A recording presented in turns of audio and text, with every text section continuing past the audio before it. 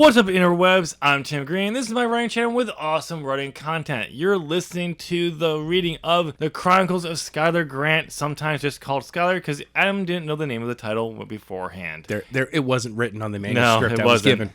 Anyway, he's reading the very, very first draft of the only novel I've ever pantsed and completed, called Skyler Grant. This is chapter 13, and the voice you're hearing there, that is my buddy Adam. I'm Adam. From ZOP Gaming. That's his channel. Go check it out if you want some gaming content. It's awesome gaming. He's doing the narration, because it's his first time narrating. Yes. And he likes to do it all in one take. One take. They don't call me one take Adam for nothing. Because he's lazy. Yeah.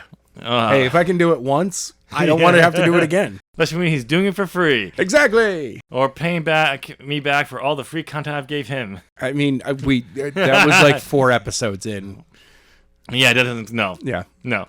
How many episodes of SWA have I given you so far? Keep paying. SWA doesn't count. Keep paying the piper, but anyway. So what Adam's going to do here, he's going to read the chapter, and then afterwards we will discuss anything that has made Adam really go like, really? Or like anything he wants to talk about, anything I can remember I want to add about writing this chapter. Yes. The mind frame. And we're finally gotten to the time skips, where we're going to get into... I don't know if it's going to continue every chapter after this, but we're definitely going to be getting to the parts of the novel where the time jumps have been multiple times in the chapter. 3 times in this chapter. Yeah, 3 times in this one. I'll make them special. But before we get to that part, you're here. If you go on to like this episode, why don't you go give this video a thumbs up, helps with the algorithm, and do it as a prayer to the holy algorithm. Prayer to the holy algorithm. And why not hit that subscribe button, ring the bell, because I said awesome writing content. With that being said, Adam. Yes. Are you ready? I am ready. Are you sure? Are you ready? I am ready. I said, Adam. Yeah, you know what? That's copyright. That's that's gimmick infringement. We don't need that. The Chronicles of Skyler Grant, Chapter 13. 1 hour earlier. Bam, bam, bam. Number 8 shot up from the bed, his heart pounding. The unexpected noise startled him from his sleep. He looked around. The room was dark. The blinds drawn over the windows, and the only light crept into the room through small cracks along the edge and the center. Number 8 looked around the room, saw it was 8:15 p.m., the bright red numbers on the hotel clock. It came again. Bam! Bam! Bam!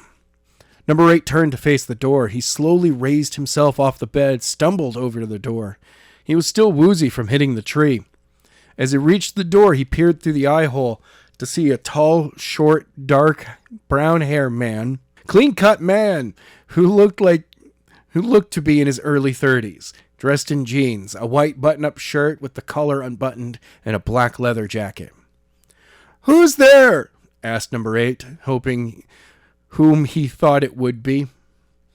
"Detective Michael Daniels," said the man, pulling out a black ID holder, flipped it open to reveal his badge. "I am here to check on a missing persons report." "Why are you asking people in a hotel about missing persons when you're not in uniform?" "Only person in this building knows that these 5 men are missing." Number 8 stepped back, grabbed the handle of the door, turned the knob, and pulled the door open. Once the door was open, Detective Daniels walked into the room as Number 8 closed it behind him. "Now you want to tell me how a 14-year-old boy got the best of you?" said Daniels, turning to face Number 8. A day and a half later. "Jing!" shouted Skyler as he entered the back entrances. Jenna and her dad followed after him. She couldn't believe how trashed the place was. She did not want to stay in a place that was not taken care of. As she and her dad walked deeper into the building, Skyler was several steps ahead of them when a short figure appeared in the doorway off to her left. "Yes?" said a voice. I am back, and I brought guesses." "Who did you bring?" "Another one." "What?" said Jing, walking into the back. Jenna got her first real look at Jing, just as Skyler described him. Black hair, olive skin. However, she figured that he would have some kind of accent, but he spoke clear, very clear, clearer than some of her own friends. Why did you bring them here? I had no choice. What do you mean you had no choice? They were after her, and I stopped them. However, not before one of the members of the team was in position. I had to act, and she got involved. After stopping them, one got away. It was no longer safe for them to stay there, so I brought them to the only place I could think of. I see. They can stay, but no more. If you start bringing every person you save here, they will eventually find me. I understand. Now, if you excuse me, I have a meeting with someone to attend and get some very much needed information. Skyler turned, walked back the way he came, passed by John and Jenna, and walked out through the back entrance, closing the door behind him. Follow me, said Jing, walking over to John. I'll show you where you will be staying. I hope it's not in this dump, said Jenna, joining her father and Jing. You know it's not nice to trash someone's place when they are going to let you stay there. I know, but this place is a dump? I have to agree with my daughter on this, said John, looking around. Is there any place else we could stay? Jing looked around the back room. There was dust all over the place, broken boards, cracks in the wall, even wet spots from all over from the pipes leaking onto the floor from above. I promise you that this is only like this because the construction crew has focused on the living areas and the main lobby of the dojo. Oh, said John. I am sorry, said Jenna, feeling bad about what she said before seeing the rest of the place. What happened here? It looks like a bad earthquake hit here. It did. It was called Skyler. What? Said both Jenna and her father. We are still fixing the place. What happened after Skyler unlocked his abilities? When I saw I mean the whole town. Both John and Jenna were speechless. Jing saw they were done with their questions and turned and walked back towards the door. Follow me, please. Jenna and her dad followed after Jing. In a few moments, they were in the main lobby. Jenna was surprised. It looked nice. Besides the plastic tarp on the ground over in the front of the dojo, but she saw half a window plain in with plastic taped over the area of that still needed to be put in. As she passed through, she also noticed that there were a few light fixtures that were missing. Jenna could not believe that Skyler did all of this. She got distracted by what was going on that John had to nudge her to bring her back around. Jenna turned to see Jing standing next to an open door to the far right near the main entrance that was still missing a glass in it. She and Dad walked over to the door. John grabbed it, allowing Jing to head up the stairs, and Jenna followed after him. She heard the door shut a few seconds after she started up. A few minutes later. Whack! Ah! Said the soldier as he crashed into a tree. You're going to tell me what I want to know, said Skyler, dropping his hand as the soldier fell to the ground. I don't know anything, said the soldier, looking up from the ground, blood dripping from his mouth. I'm just a member on the team. The lead knows everything. True, but if I brought him, I wouldn't get that information, which is why I brought you, because you're the second in command, meaning you know enough. Now tell me, and I'll let you go. No, you won't. Once I give you the information you want, you will kill me. Why do you say that? Because I know where we are. Okay, where are we then? The soldier looked up, his eyes darted around the woods, trying to find anything that might tell him, but he had no luck. That's what I thought. I made sure you didn't know where we were. Once you let me go, I'll be able to find out. You think just because I'm 14 years old that I would just let you go free from here? No way. I would put you back in that truck, have John drive you 100 miles in some random direction, then drop you off by the side of the road. Oh, and you would be unconscious when you were dropped off, so you wouldn't see which way he drove when he left you. Now tell me, and you can go free. The soldier looked down at the ground, thinking, trying to figure out what he should do. A few minutes passed before he looked up. Again, he looked around before looking at Skyler. What do you want to know? Everything. Starting with your number. Ooh. You know, it's a thing. Yeah. I love the description of a tall, short... Yes. Of Detective Daniels. Yes, he's both tall, short, dark, and has hair. Yeah. So, anything you want to bring up, Adam, about this chapter? Tall, short, dark, brown hair man. Brown. He walk in the entrances. He has guesses. He has guesses. Yep. We saw. We. Okay, seriously. Like, you've gotten better at but there are moments here, sir, where hey, it's a first draft. You were literally writing sentences to just go, yeah, that happened. Hey, it's a first draft. Yes, it certainly is. Yeah, big time. It certainly is a first draft. What do you think of what we get out of this chapter? I'm a little confused as to what we get out of it. Was that number 8 that he was talking to? Will we find out in the next chapter? Well, no, number 8 is the guy who got away, remember? Yes, but is that the one that Skyler has and then he released? No, because that was days later. Yeah. Whoa, man. This is the guy that he did capture from it. Yeah, who's probably number 2. He is. He will, quite often, he's being told, number 2, make it so.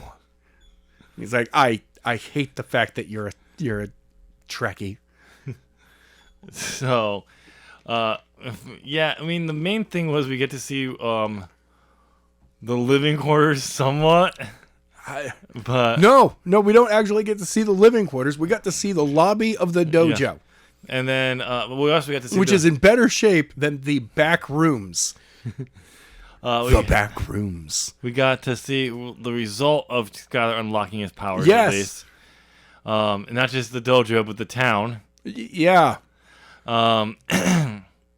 He screwed some stuff up, man. Yeah, this chapter definitely feels like the start of a chapter, not a chapter in its own. Exactly. Very much. This was the setup of a chapter. Yeah, this should be like a lot longer chapter.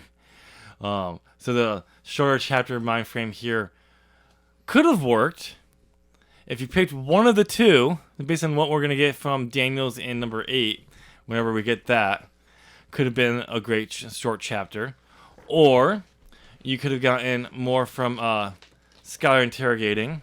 Or, actually that should have been the heart. You could have kept the two of them arriving, but explore more of the dojo from Jenna's point of view. Yeah. And then Skyler beating up on and making it realize, yeah, I'm 14, I'm not dumb. Look, I may be immature, but I'm not an idiot. No. So, but yeah, this is there definitely needs to be more than what we get. It's a good way to end the chapter. Yeah. But there needs to be far more in between there. So it comes off more as we're just getting warmed up when the chapter ends. Yes. So it's just a warm up for the next chapter. But what did you think of the time skips for this? I mean, right now it works because we're picking up a couple of days, like a day and a half later, with Skyler who's doing stuff. Detective Daniels is talking to the one guy that escaped. Yeah.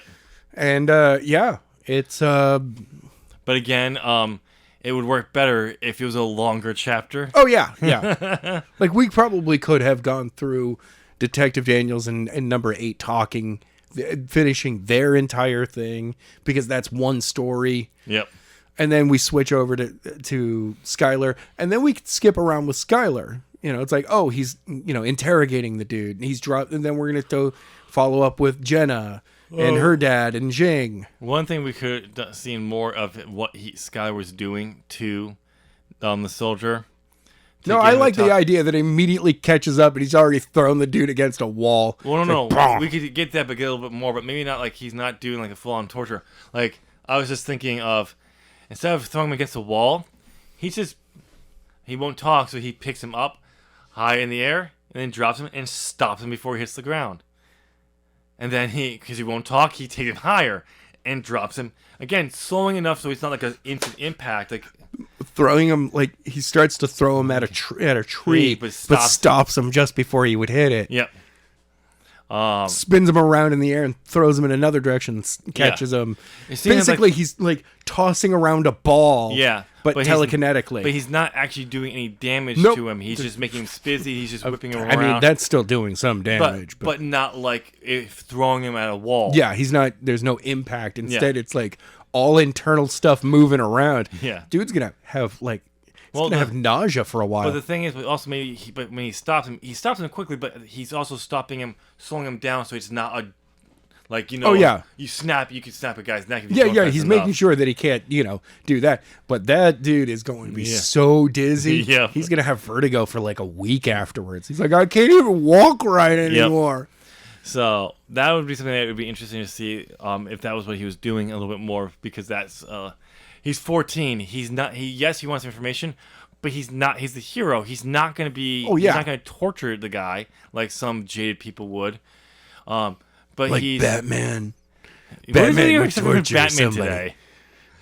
Wolverine, the Punisher. No, Punisher would just straight kill him. He'd be like, "You gave me the information. Pow. Yeah. Done." Then bang, bang, bang.